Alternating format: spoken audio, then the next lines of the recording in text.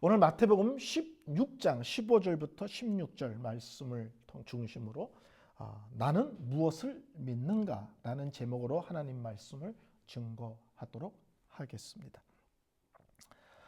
옛날부터 우리 믿음의 선배들은 사도신경, 그다음에 주기도문, 그리고 십계명을 교회 속에서 이렇게 가르쳤습니다. 아주 중요하게 가르쳤습니다. 사도신경은 믿음에 대한 얘기입니다. 주기도문은 기도에 대한 얘기입니다. 십계명은 예수 믿은 사람들이 어떻게 살아야 되는가 하는 삶의 문제입니다. 사도신경을 통해서 하나님을 바르게 믿기, 주기도문을 통해서 바르게 기도하기, 십계명을 통해서 믿음 안에서 바르게 살기, 이 세 가지의 기본적인 그 가르침을 사도신경, 주기도문, 십계명을 통해서 배우고 확인하고 그것을 중요하게 여겼습니다. 혹시 주위에서 우리가 교회 다니는 것을 알고 우리가 믿는 믿음의 내용에 대한 혹시 질문을 받아보신 지 있은지 모르겠습니다. 우리가 믿는 믿음의 내용에서 질문을 받을 때 어떤 분들은 잘 몰라서 대답을 쩔쩔매면서 못한 경우도 있을 수 있고요. 어떤 분들은 알기는 알아. 근데 정리가 돼 있지 않아서 논리적으로 내가 믿는 믿음의 내용을 차근차근히 설명을 하지 못해. 그래서 돌아와서 속상해. 내가 아는 건데 왜 이렇게 논리적으로 첫째, 둘째, 셋째 이렇게 정확하게 말하지 못했지. 어떤 사람은 잘 몰라서, 어떤 사람은 알지만 정리되어 있지 않아서 내가 믿는 믿음에 대하여 설명하지 못할 경우들이 있습니다. 우린 주일마다 한 목소리로 사도신경을 외웁니다. 우리 교회는 천천히 읽죠. 사도신경은 다른 말로 하면 나는 바로 이 내용을 믿습니다 하는 신앙 고백을 말합니다. 매주 우리가 소리내서 한 목소리로 신앙 고백을 사도신경으로 하고 있지만 누가 사도신경이 어떤 내용이야? 좀 설명 좀 해줘. 이러면 정작 나는 거기에 대해서 차근차근 논리적으로 설명을 못할 수도 있습니다. 미신은요, 믿음의 대상도 애매하고 믿음의 내용도 애매합니다. 그래서 미신에 빠진 사람들이 좋아하는 말이 지성이면 감천한다. 이런 말이. 지성이면 감천이다. 내가 정성을 다하면 하늘도 감동해가지고 내 소원을, 내 답답함을 해결해 줄 거다. 어떤 사람은 바위에다 빌고, 어떤 사람은 산에 가서 빌고, 어떤 사람은 짐승에다가도 빌고 합니다. 미신은 믿음의 내용도 애매하고 믿음의 대상도 분명하지 않습니다. 다만 내가 정성을 다하면 감동해서 뭔가가 도와주지 않을까. 이게 막연한 신앙을 갖고 있습니다. 근데 기독교는 그렇지 않습니다. 하나님께서 우리에게 성경 66권을 주셨고 이 성경 66권을 통해서 우리가 믿는 믿음의 대상인 하나님에 대해서도 하나님이, 그러니까 믿음의 대상이 하나님이라는 사실도 알려주고 그 하나님이 어떤 분이라는 사실도 우리에게 알려줍니다. 그래서 예수를 믿는다는 것은 성경을 통해서 믿음의 대상과 믿음의 내용을 말씀을 통해서 배우고 그 말씀에 근거하여 신앙생활을 하는 것입니다. 혹시 이런 분 만나보신 적 있어요? 교회 다닌다 그러면서 난 무조건 믿어. 이런 사람들. 뭘 믿는데? 따지죠. 따지는 거 아니야. 그냥 무조건 믿어 나는. 또 어떤 사람은 난 덮어놓고 믿어. 그냥 뭘 믿는데? 따지도 묻지도 마. 그냥 난 무조건 믿고 덮어놓고 믿어. 근데 성경에서 원하는 믿음의 모습은 결코 그런 것이 아닙니다. 성경을 피고 성경을 읽고 성경을 배움으로써 믿음의 대상과 그 대상이 어떤 분인지를 알고 믿어라. 그리고 알고 믿음의 길을 가라고 말씀합니다. 자, 우리가 매주일 사도신경으로 신앙 고백을 합니다. 사도라는 말은 예수님의 12제자 또는 12사도를 의미합니다. 신경이라는 말은 뭐냐면 나는 믿습니다 라는 뜻입니다. 라틴어 크레도라에서 나온 말인데 나는 믿습니다 라는 말입니다. 교회의 본질을 얘기할 때, 이건 이제 나중에 또 설교할 경우가 있을 거예요. 교회를 본질을 얘기할 때 신학적으로 4가지를 얘기합니다. 하나는 통일성, 보편성, 거룩성, 사도성, 이렇게 4가지를 얘기합니다. 지금 이거 외울 필요도 없고 그런 게 있다 하는 정도만 아세요. 근데 거기서 사도성을 강조합니다. 물론 4가지를 강조하는데 오늘 이 신앙 고백에 있어서 우리가 확인할 것은 사도성이라는 거예요. 사도성은 뭐냐면 사도들이 가졌던 믿음의 내용을 우리도 똑같이 갖고 있다는 거예요. 예수님에게 12사도들이 믿음의 내용들을 듣고 배웠습니다. 그리고 그들이 가졌던 믿음의 내용을 우리도 그대로 물려받고 우리도 그대로 갖고 있습니다. 이게 사도성이에요. 그러니까 사도적 계승입니다. 사도적 믿음의 계승. 사도들이 가졌던 믿음을 우리도 계속 가지고 있습니다 하는 것입니다. 그러니까 우리는 뚝딱 누가 중간에 믿음의 내용을 만들어 놓은 걸 갖고 우린 저게 좋은 것 같아 이런 게 아닙니다. 예수님에게 듣고 배웠던 12사도가 우리에게 물려준, 우리에게 전하고 알려준 그 믿음을 우리도 그대로 받았고 그것을 믿음의 내용 삼아 신앙의 길을 갑니다 하는 것입니다. 이 사도신경은 왜 생긴 거냐? 교회 사람들이 모이다 보니까는 이제 세례를 줘야 되는 문제가 생기는 거예요. 그러니까 세례를 주려니까 그 앞에 뭐가 필요하냐면 신앙 교육이 필요한 거예요. 그렇죠? 그래서 신앙 교육이 필요해서 맨 처음에는 사도신경을 사용했습니다. 그래서 세례를 주기 위한 신앙 교육용이에요. 근데 또 하나는 뭐냐면 교회 안에 성도들이 참 믿음인지 잘못된 믿음을 갖고 있는지 무슨 기준이 있어야 재볼 거 아니에요. 어떤 성도가 막 지가 아는 대로 떠드는데 저게 제대로 된 얘기인지 저게 성경에서 벗어난 얘기인지 이렇게 기준이 있어야 되거든요. 그래서 세례를 주는 성도들, 세례의 교육용으로도 주지만 세례를 받아야 되는 사람들이 참 믿음의 내용을 갖고 있는지 확인하는 하나의 기준으로 삼기 위한 용도로도 이것이 있었습니다. 교회는요, 나이가 많으냐 이런 거 따지지 않습니다. 교회는 세상에서 어떤 위치에 있느냐 그런 거 따지지 않습니다. 교회는 교회의 정식 멤버십은 오직 세례를 받았느냐만 갖고 따집니다.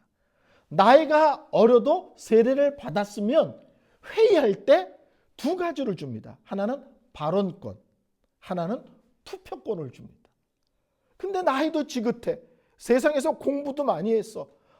나라에서 높은 자리도 한 자리 한 사람이야. 근데 교회 나온 지 얼마 안 돼서 아직 세례를 안 받았어. 그러면 사회적으로는 훌륭한 분이 있을지 모르지만 교회 안에서는 2가지를 안 줍니다.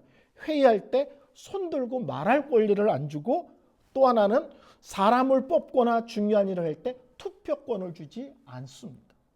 그러니까 교회는 정식 회원으로서의 회원 자격은 언제나 등록했습니다. 그냥 일반적인 성도. 중요한 일을 결정할 때는 언제나 세례받은 사람에게만 줍니다. 그러니까 세례받을 때는 교육이 들어오고 세례를 주기 전에 이 사람이 제대로 믿는지 확인이 필요합니다. 이것을 위해서 처음 사도신경이라는 것이 필요했던 거예요. 또 하나는 기독교 역사가 흘러가면서 자꾸 이상한 이단들이 나오는 거예요. 그리고 엉뚱한 소리를 하기 시작하는 거예요.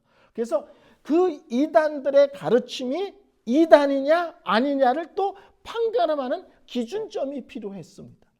그래서 이런 용도로 사도신경이 필요했고 교회 속에서 공적인 고백으로 사도신경을 사용한 것입니다.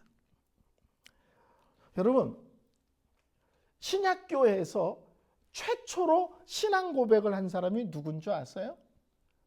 신약교회에서, 구약 말고 신약교회에서 최초로 신앙 고백을 누가 했느냐? 베드로가 했습니다. 마태복음 16장에 보면 우리 예수님께서 가이사라 빌립보로라는 그 동네로 제자들을 데리고 갑니다. 그때는 예수님이 공생애가 거의 끝나는 십자가를 지기 일보 직전이었습니다. 그래서 제가 어렸을 때 주일학교 공과책을 봤는데 이렇게 써있어요. 마치 예수님이 십자가를 지기 전에 마지막으로 제자들을 데리고 수련회 같은 것을 간 것이다. 이렇게 공과책에 그렇게 써 있어서 항상 저는 그게 마음에 새겨져 있어요. 마치 예수님이 십자가 지시기 전에 마지막으로 가이사 빌립보에 가서 제자들의 신앙을 점검, 확인하는 작업을 하셨다는 거예요. 근데 우리 예수님께서 이런 질문을 하세요. 12 제자에게. 너희는 나를 누구라 하느냐? 너희는 나를 누구라 하느냐? 베드로가 고백하지만 정확하게 말하면 베드로가 사도들을 대표해서 고백한 거죠. 그때 그 유명한 신앙 고백을 합니다. 주는 그리스도시요 살아계신 하나님의 아들이시니이다. 마태복음 16장 16절. 너희는 나를 누구라 하느냐? 시몬 베드로가 대답하여 이르되 주는 그리스도시요 살아계신 하나님의 아들입니다. 이렇게 고백을 합니다. 그 고백을 듣고 우리 예수님이 이렇게 말씀하십니다. 이 반석 위에 교회를 세우리라. 이 반석 위에라고 말하는 것을 천주교는 베드로라고 생각합니다. 그래서 베드로가 기초가 되어 그 위에 교회를 세운다 이렇게 생각하는데 우리 개신교는 그렇게 하지 않고 베드로의 신앙 고백 위에 교회가 서 있다 이렇게 말합니다. 우리는 베드로가 주는 그리스도시요 살아계신 하나님의 아들입니다 그랬더니 우리 예수님께서 칭찬하시죠. 야, 참 귀한 고백을 했다. 근데 이것은 니네 부모님이 가르쳐준 것도 아니고 네가 똑똑해서도 아니고 실제로는 하나님이 깨닫게 하신 거야. 근데 이 반석 위에 내가 교회를 세우리라. 다른 말로 하면 네가 고백한 이 예수님에 대한 바른 신앙 고백 위에 내가 교회를 세우리라. 이렇게 얘기를 하는 거예요. 그 다음에 내가 너에게 천국의 열쇠를 주리라. 열쇠는 문을 열고 들어가는 거잖아요. 이게 뭘 얘기하는 거예요? 이 고백 위에 교회를 세우고 이렇게 예수님을 바르게 고백하는 사람에게 천국이 열려 있는 것이다. 다른 말로 하면 이런 바른 신앙 고백하는 사람에게 천국이 들어가, 이런 사람이 천국에 들어가는 것이다 라고 말씀을 하는 겁니다. 베드로가 최초의 신앙 고백을 해요. 주는 그리스도시요 살아계신 하나님의 아들입니다. 그럼 사도신경은 12사도가 신앙 고백을 한 거냐? 이제 그러면 얼마나 멋있겠어요. 근데 그렇지는 않습니다. 사도신경이란 말은 12사도가 만들었다, 12사도가 고백했다 이런 것이 아니고 아까 말한 대로 기독교의 역사상 교회가 필요에 의해서 성부, 성자, 성령 삼위일체 하나님의 구원의 역사에 대해서 이렇게 정리돼서 교회들이 가르치기 시작했습니다. 아까 말한 대로 세례용으로, 어느 때는 이단과 참믿음을 구분하기 위해서. 그렇게 시간이 쭉 질러오다가 주 약 8세기경에 우리가 지금 고백하는 이런 형태로 딱 정리가 됐습니다. 그러면 그 전에는 여러 가지 형태의 이런 고백이 있었어요. 근데 이런 뜻은 아닙니다. 다 다른 내용이라서 엉망진창인데 여기서 정리했다 이런 뜻이 아니라 내용은 거의 엇비슷한 거예요. 왜냐하면 하나님 아버지가 행하신 일을 고백하고 성령님이 행하시는 것을 고백하고 성자 예수님이 행하신 일을 고백하니까 표현이나 문구나 이런 것은 달아도 내용들은 다 엇비슷했던 거예요. 그것이 쭉 교회에서 비슷비슷한 것들이 사용하다가 약 8세기경에 현재가 우리가 사용하는 그 형식으로 모든 교회가 이제 다 같이 사용하기 시작한 겁니다. 그러니까 12사도가 만든 것이 아니라 시대에 따라서 교회가 필요해서 성부, 성자, 성령 삼위일체 하나님에 대한 신앙을 가리키고 고백해 왔었는데 8세기경에 현재 우리가 고백하는 이 형식을 모든 교회가 따르기 시작한 거예요. 그래서 그때부터는 지금까지 모든 정상적인 교회, 바른 교회는 같은 신앙을 고백하는 것입니다. 아주 짧습니다. 12문장으로 되어 있습니다. 근데 이 12문장에 우리 구원에 대한 모든 핵심적인 내용들이 다 정리되어 들어 있습니다. 그러니까 사도신경이 참 중요한 것은 이 짧은 고백 위에 믿음의 구원에 대한 핵심적인 내용, 삼위 하나님에 대한 기본적인 내용을 다 담고 있다는 것이 참 귀한 것입니다. 오늘날은 교리를 중요하게 여기지 않습니다. 그리고 교회가 교리를 잘 가르치지도 않습니다. 오늘날 교회 가장 가슴 아픈 것은 감정이 너무 중요해요. 저는 학생 집회를 참 많이 했거든요. 학생 집회하면요 2시간씩 소리 지르고 뛰고 율동하면서 찬양합니다. 울고불고 난리가 납니다. 근데 설교 시간이 되면은요 지쳐서 다 잡니다.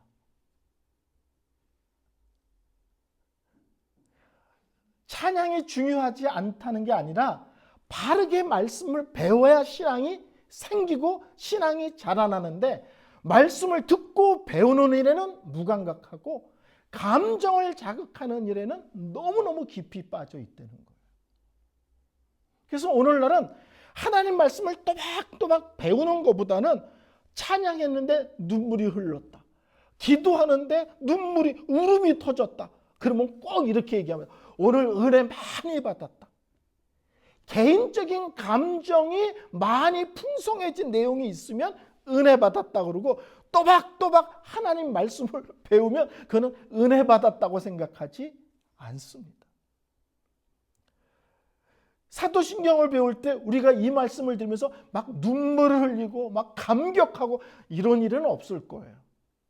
냉정하고 분명하게 배우고 기억하고 마음에 새기는 시간입니다.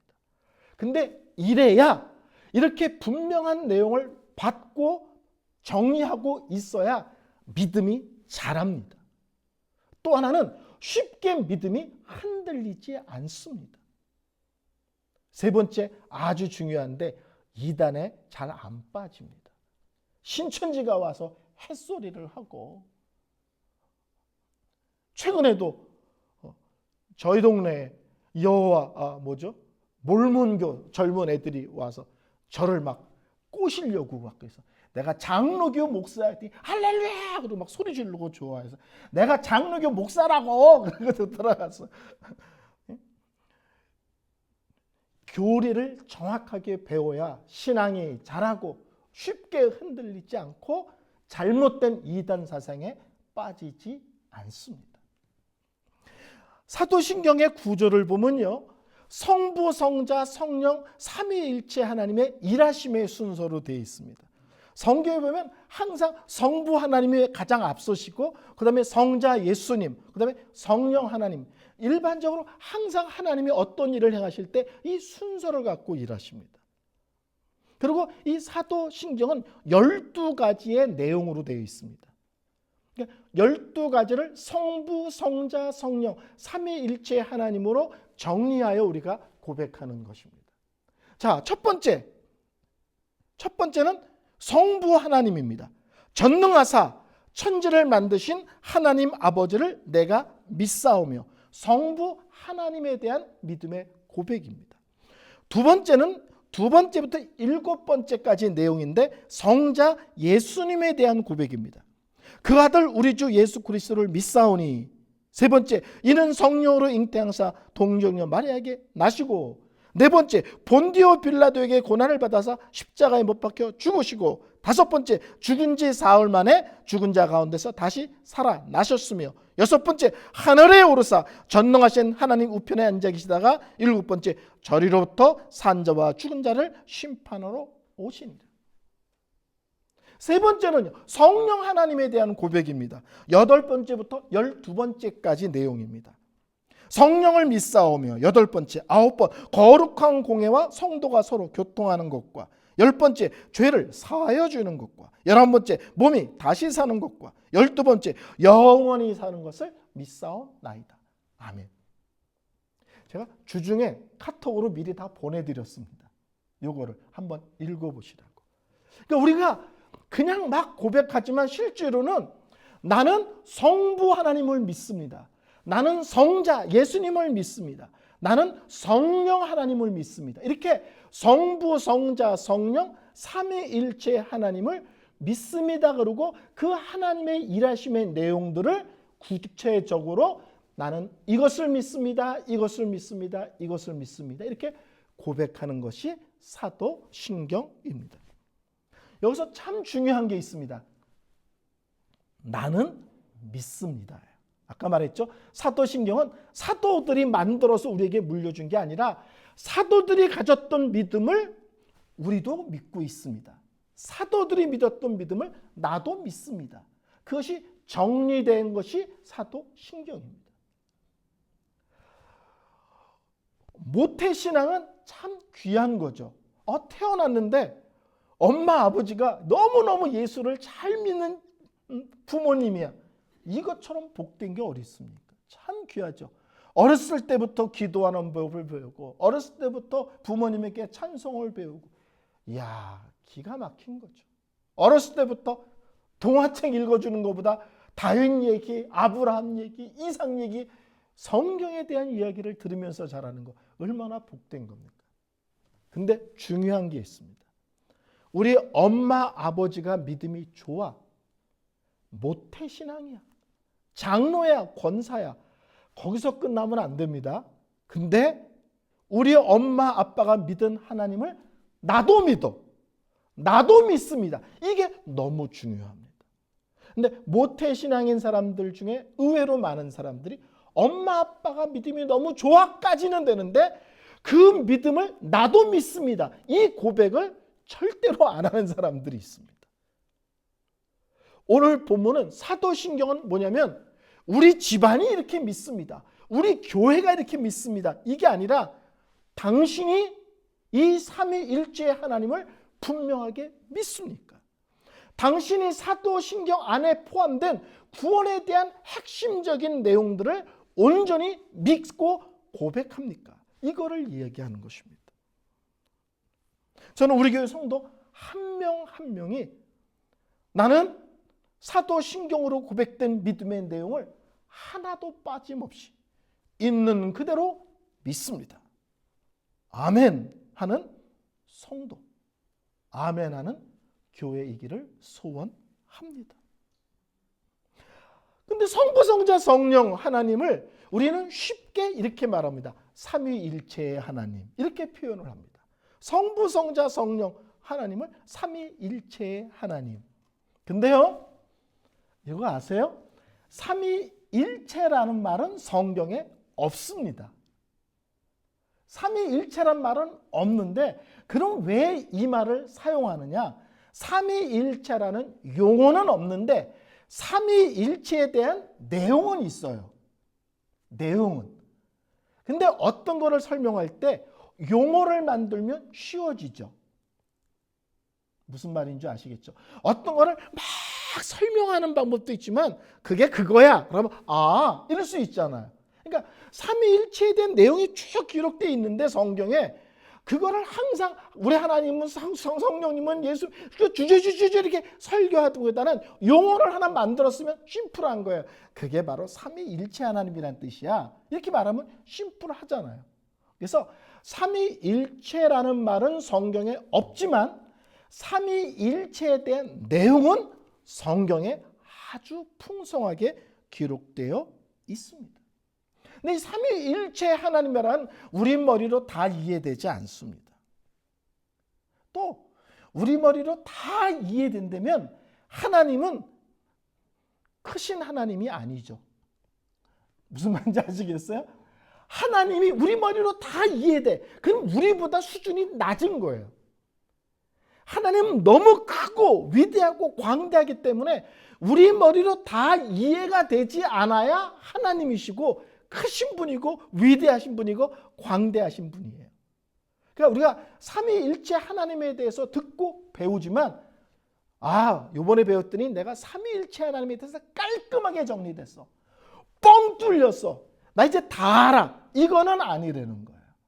그러나 성경에서 설명해 주고 있는 범위까지는 우리가 최대한 대로 이해하려고 노력하고 사모하고 열린 마음으로 접근하는 것은 너무 중요합니다.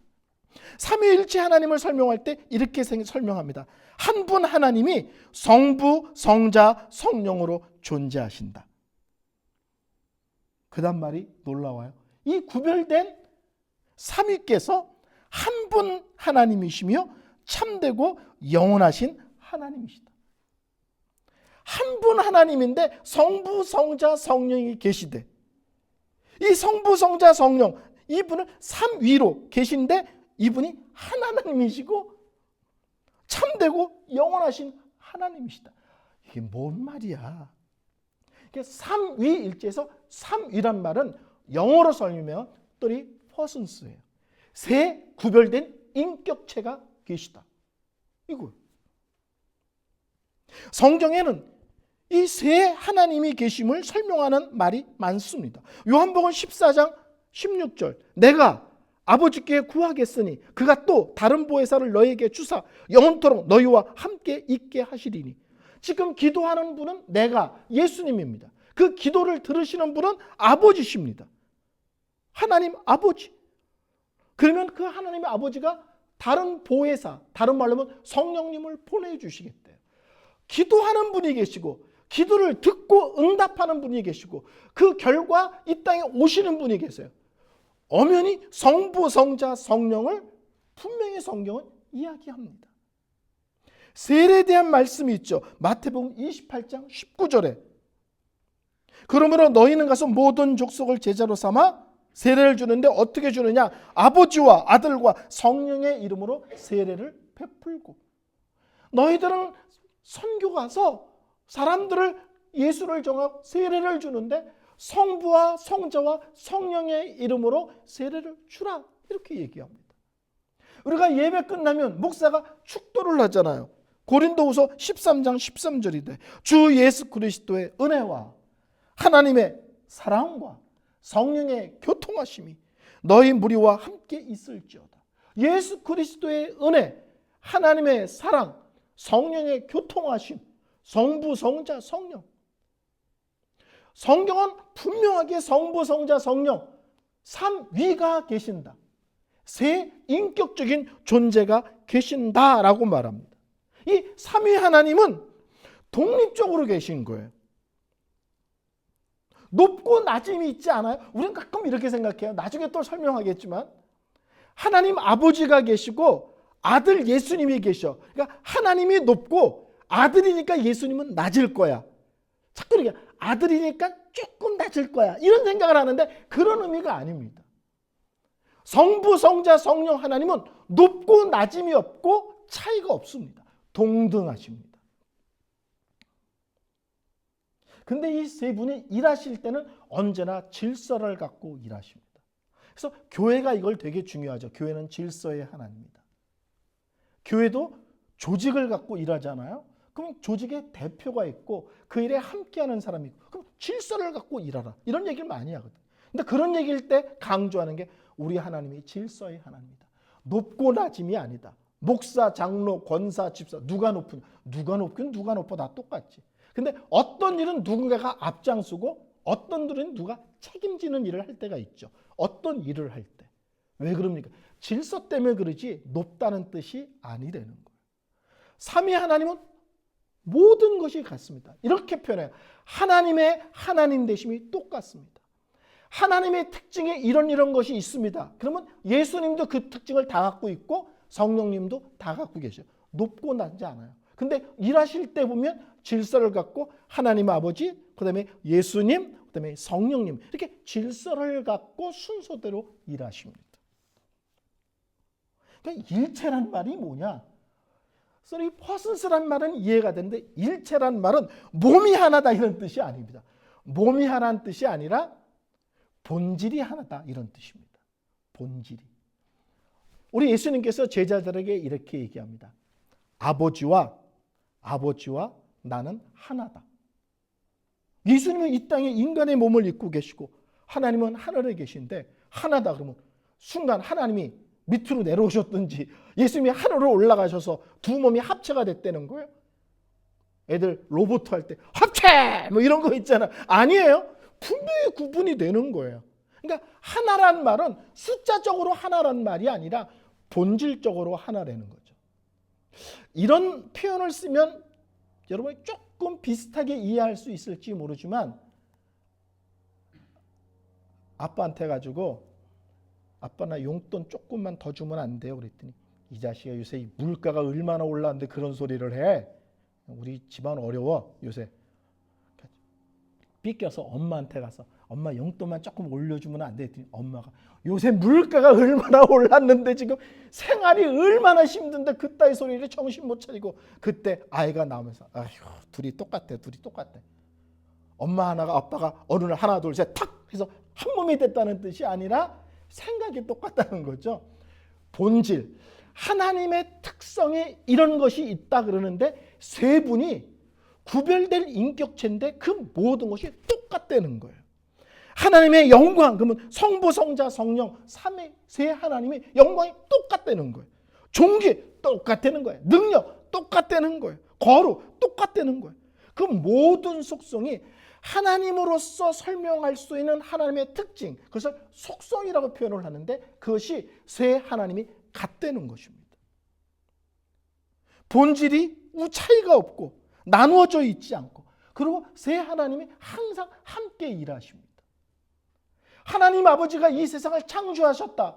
그러면 예수님과 성령님은 아무것도 하지 않으셨느냐? 아니야. 항상 성경은 함께 하셨다 얘기합니다. 그러니까 삼위 하나님은 함께 일하십니다. 함께 역사하십니다. 어느 때 순서를 갖고 일하십니다. 질서의 하나님이시기 때문에.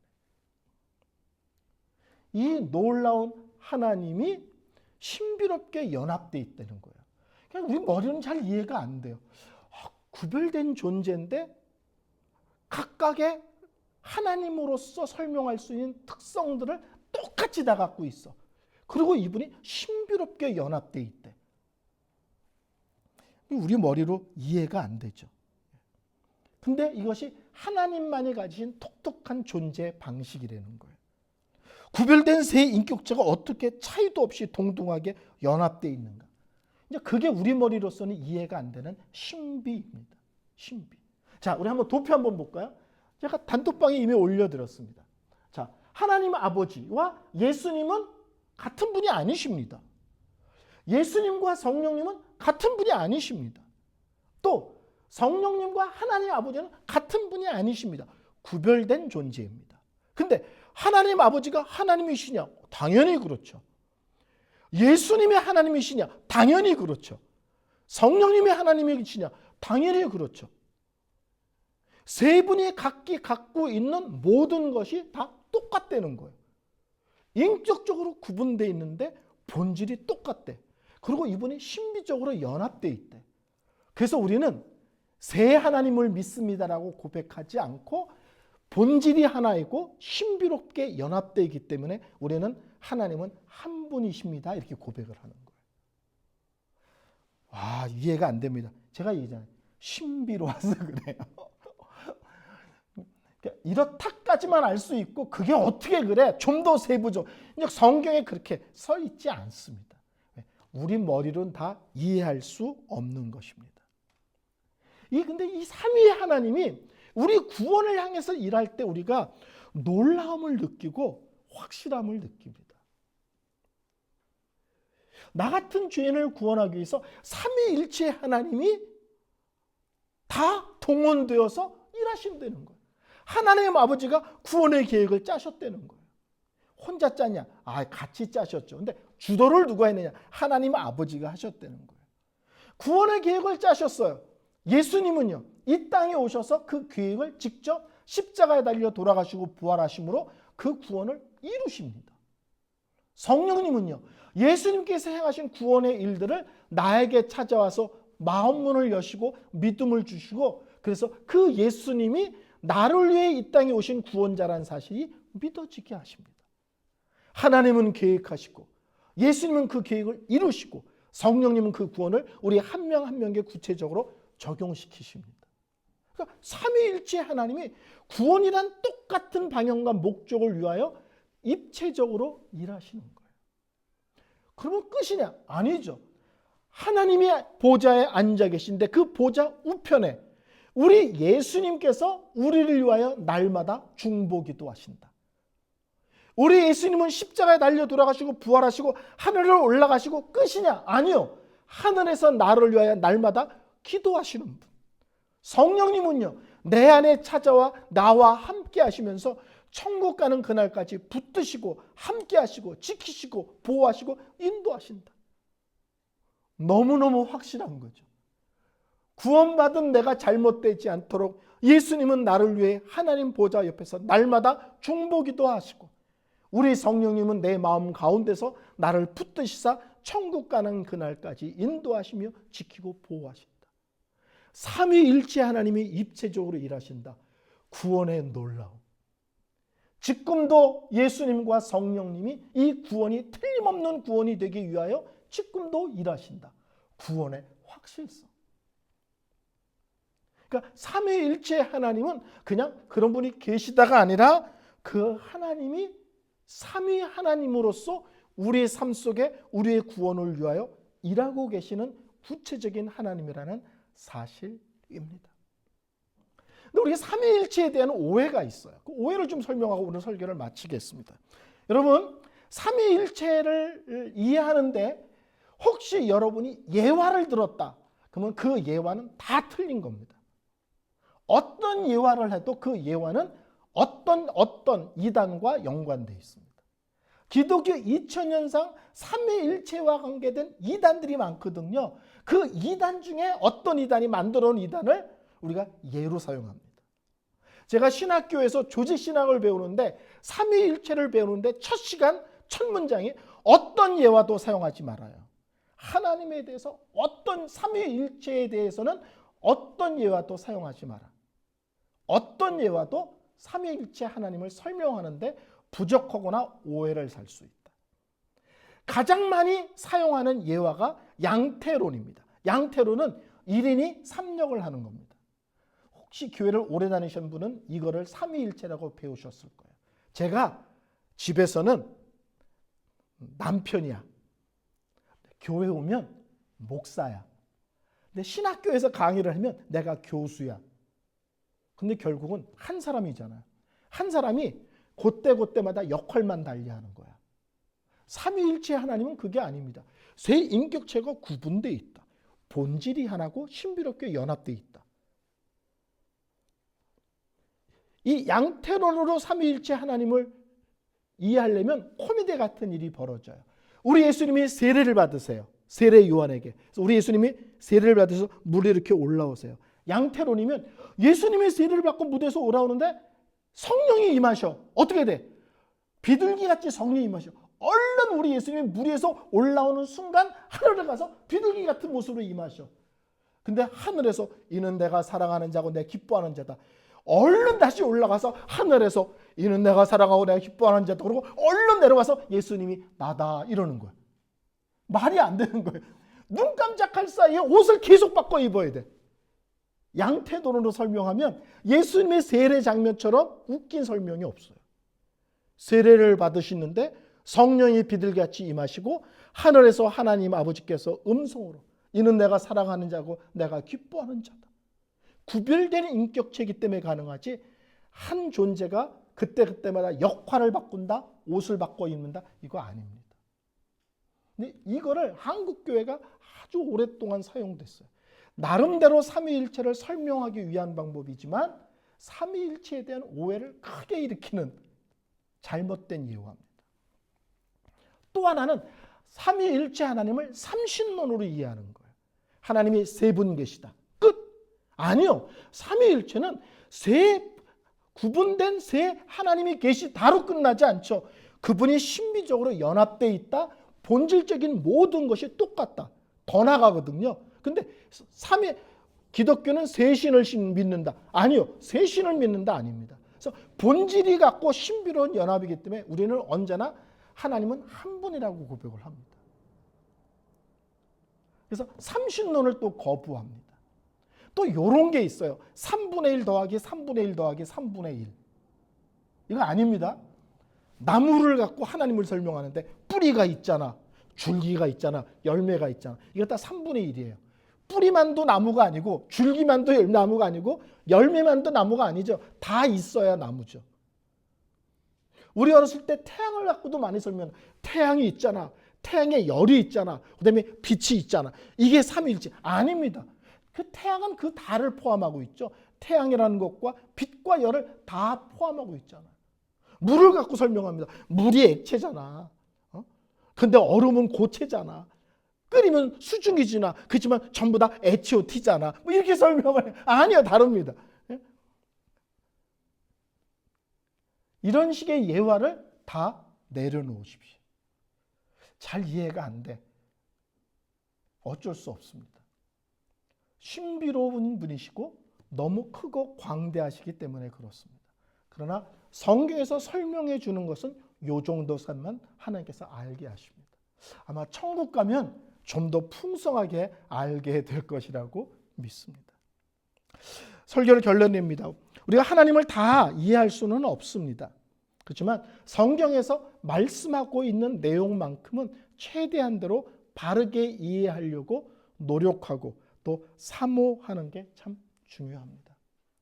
특별히 사도신경을 이제 구체적으로 다음 주부터 매주 또박또박 배울 테인데 우리 구원의 내용 또 삼위일체 하나님과 그분의 일하심의 내용을 우리가 정리된 상태로 믿음의 길을 갔으면 좋겠습니다. 나 자신을 위해서도 그렇고요. 누군가가 내 믿음을 궁금해할 때도 그냥 중구난방식으로 설명하지 않고 논리정연하게 알아듣기 쉽게 이렇게 설명할 수 있는 이렇게 정리된 믿음, 분명한 믿음의 내용을 지니고 신앙생활하기를 소원합니다.